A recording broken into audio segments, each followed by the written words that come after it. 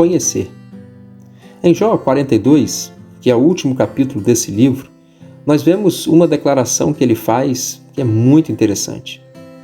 Ele afirma o seguinte: antes eu conhecia o Senhor só de ouvir falar, porém agora eu o conheço de vê-lo com os meus próprios olhos. Penso que o que deixa esse versículo ainda mais impressionante é o fato de que lá no primeiro capítulo deste livro, nós somos apresentados a um Jó que tinha uma vida impressionante. O texto bíblico diz que Jó era um homem reto, íntegro, temente a Deus, que se desviava do mal.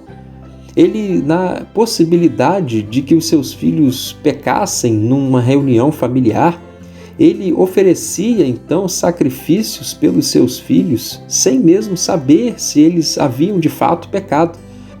Ora, se o Jó do capítulo 1 conhecia Deus apenas de ouvir falar, e o Jó do capítulo 42 passa a conhecer a Deus de vê-lo com os próprios olhos, nós precisamos ver o que é que existe então entre os capítulos 1 e 42, para que possamos descobrir o que é que fez com que Jó conhecesse mais e melhor a Deus.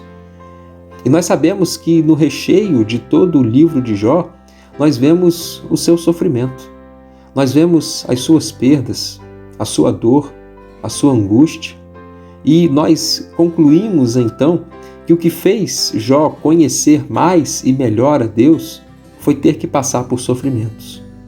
Portanto, é por meio do sofrimento que nós podemos conhecer melhor a Deus. É por meio das perdas que nós passamos a enxergá-lo de uma forma que a gente não tinha enxergado antes. É apenas por meio das lutas da vida que nós podemos passar do estágio de conhecer a Deus antes apenas de ouvir falar e passar depois a conhecê-lo de ver com os próprios olhos.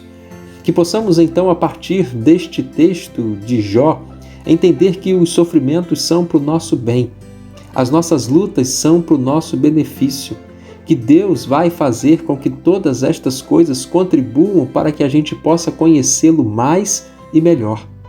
A minha oração, o meu desejo é que em meio a tantas adversidades e dificuldades que sempre enfrentamos, possamos entendê-las como oportunidades para conhecermos mais e melhor de Deus.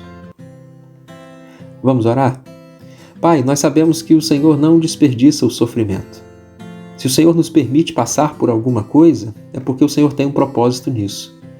Nos ajuda, Senhor, a em meio às lutas, dificuldades e problemas, nos aproximarmos de Ti, para que possamos dizer como Jó: antes dos problemas, nós Te conhecíamos só de ouvir falar, mas depois de superado o desafio, nós Te conhecemos de ver com os próprios olhos.